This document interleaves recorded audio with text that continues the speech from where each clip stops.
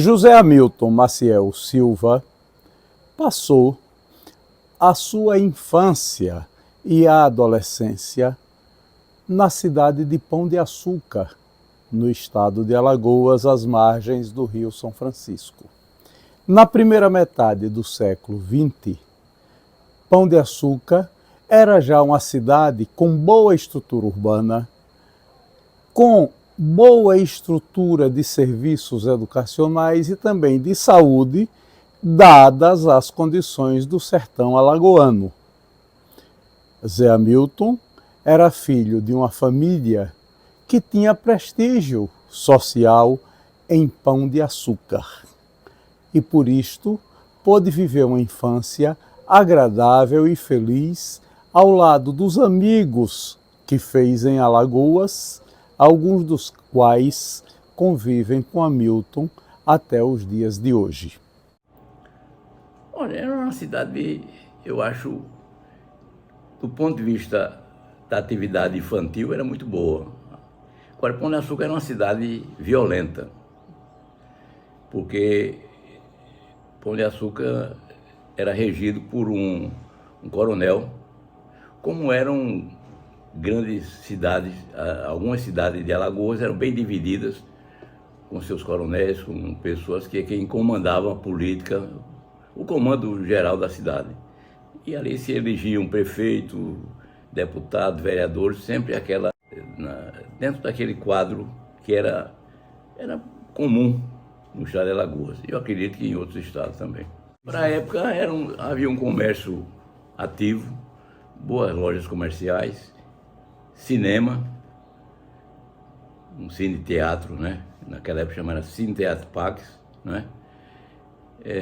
Grupo escolar, não tinha ainda outros, mas eu já fui um dos primeiros a estudar no ginásio, que era o ginásio Dom Antônio Brandão, que foi uma criação de um grande educador da minha terra, pai de hoje um grande amigo, que é Netônio, e que foi quem fundou esse ginásio, que realmente modificou muito a vida de Pão de Açúcar. E, diga de passagem, Pão de Açúcar tinha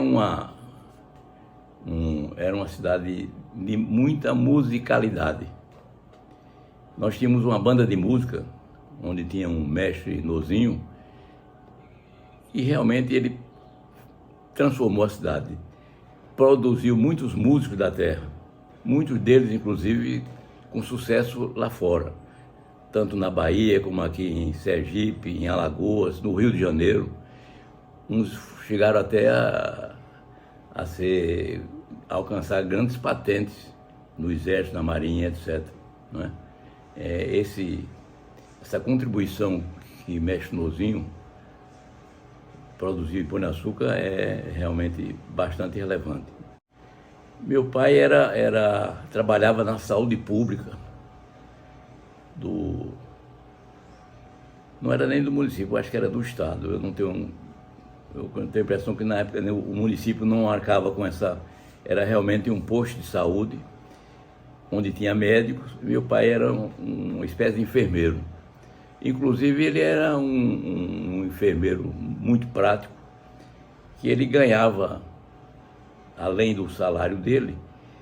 Naquela época houve o lançamento, digamos assim, da penicilina no pós-guerra, quando ela foi lançada, e havia necessidade de aplicações da penicilina em horas constantes do dia, 4 horas, 6 horas. E ele fazia isso com era muito procurado e era uma renda complementar para a vida dele. Minha mãe como nós sempre dizíamos, prendas domésticas. Agora, era uma pessoa educada. Naquela época não se falava coisa, mas ela falava frases em francês que a gente se dizia lá que ela falava francês, mas aquele francês sem reciprocidade, frases soltas de francês. Uma lembrança de que eu me acordava, me preparava para ir para o grupo escolar. Cedo, né? Eu sempre me acordei cedo, 6, 7 horas da manhã, vestia a farda e ia para o grupo escolar. que era na própria Avenida Braulio Cavalcante. Cheguei a ter professoras particulares, uma professora Rosália, que ia dar aula, reforço, mas ela ia dar aula lá em casa, né? Mas, independentemente disso, havia hoje analisando o passado, havia uma preocupação dos pais da ocupação do jovem. E eu me ocupei várias vezes em várias atividades inerentes à cidade. Eu fui ajudante de alfaiate, cheguei a chulear, né, etc.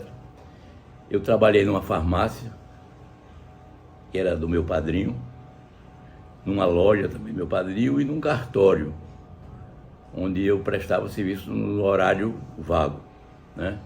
Ali, naturalmente, eu não tenho lembrança dos valores, mas era alguma coisa que complementava e que eu ficava satisfeito.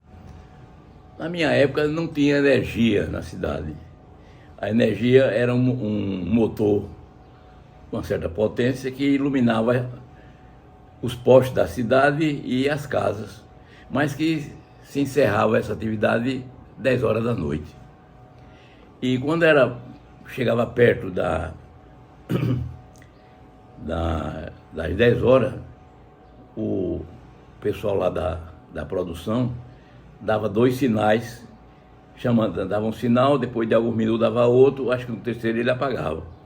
Então era um sinal de voltar a casa. Mas muitas vezes, e quase sempre, eu sempre fui um pouco roeiro, a gente ficava, eu e o grupo mais de jovens, ficava um pouco mais tempo. Apesar de o cuidado que tinham comigo, às vezes minha tia, vinha atrás de mim, saber onde é que eu andava, até ouviu lá uma lenda, um fato real, né, que ela saiu no escuro, a cidade estava assim em estado de breu, né, chamava-se lá breu, e ela saiu com uma vela perguntando: cadê Zé Hamilton?